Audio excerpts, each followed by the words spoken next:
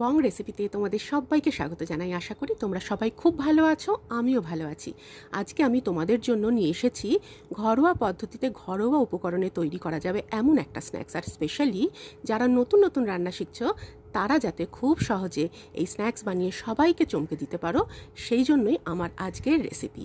তোমরা দেখে নাও কি করে ঘরোয়া উপকরণে খুব সহজে তৈরি করবে মুচমুচে খাস্তা গরম গরম সিঙ্গারা।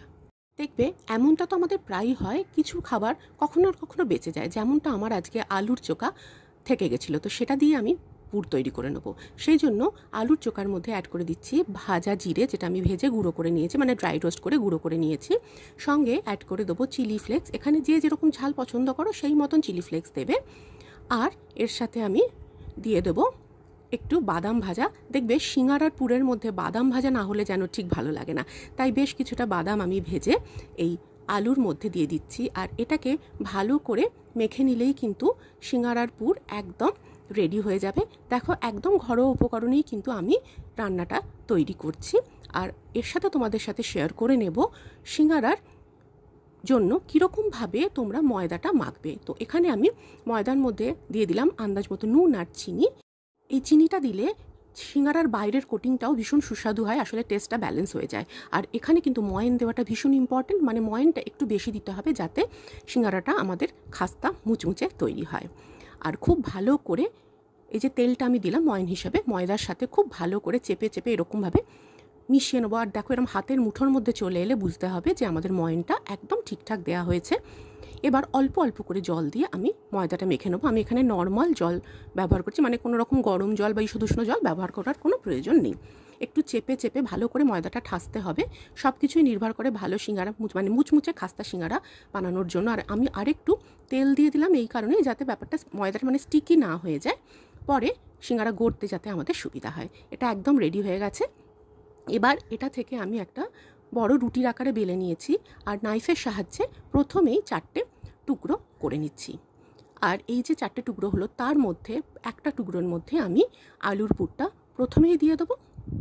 খুব সহজ পদ্ধতিতে তোমাদের আমি দেখাচ্ছি যাতে এটা সবাই করতে পারো। আর একটু ধারগুলোয় আমি জল ব্রাশ করে দিচ্ছি যাতে এটা যখন ভাঁজ করব তাহলে এটা আটকাতে খুব সুবিধা হবে। ঠিক এইভাবে দু ধার দিয়ে এটাকে তুলে ওপর দিক দিয়ে আটকে দেব, ঠিক এইভাবে। আর মাথার উপরের অংশটাও দেখো কত সহজে হয়ে যাচ্ছে।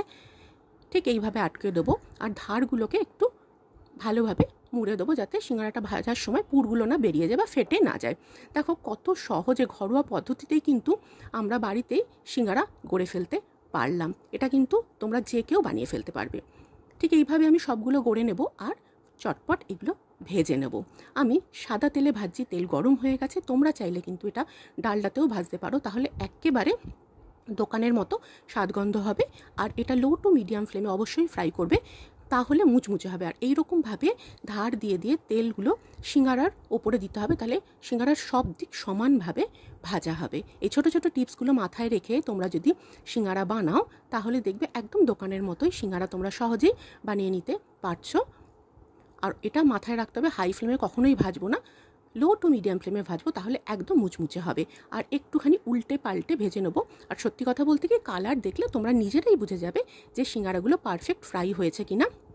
আমি উল্টে পাল্টে ভেজে নিচ্ছি আর দেখো আমার সিঙ্গারাগুলো কিন্তু মোটামুটি ভাজা হয়েই গেছে। আর একটু নেড়ে ছেড়ে আমি এগুলো তুলে নেব আর গরম গরম সার্ভ করব।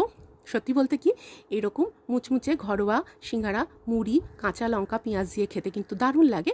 তবে বাচ্চারা অনেক সময় মুড়ি খেতে চায় না, সেক্ষেত্রে টমেটো কেচাপ দিয়েও তোমরা কিন্তু ওদের সার্ভ করতে পারো। আর আমি আজকে এটার সাথে আদা দিয়ে বেশ কড়া করে চা করব আর জমিয়ে আড্ডা দেবো। তোমরা অবশ্যই বানিয়ে ফেলো আর আমাকে জানিও তোমাদের কেমন লাগলো। আমার আজকের রেসিপি ভালো লাগলে একটা লাইক শেয়ার করে দিও আর চ্যানেলটা সাবস্ক্রাইব করে আমার সঙ্গে থাকার অনুরোধ রইল। সবাই খুব ভালো থাকো, সুস্থ থাকো, আবারও ফিরে আসবো এরকমই নতুন নতুন রেসিপির সাথে।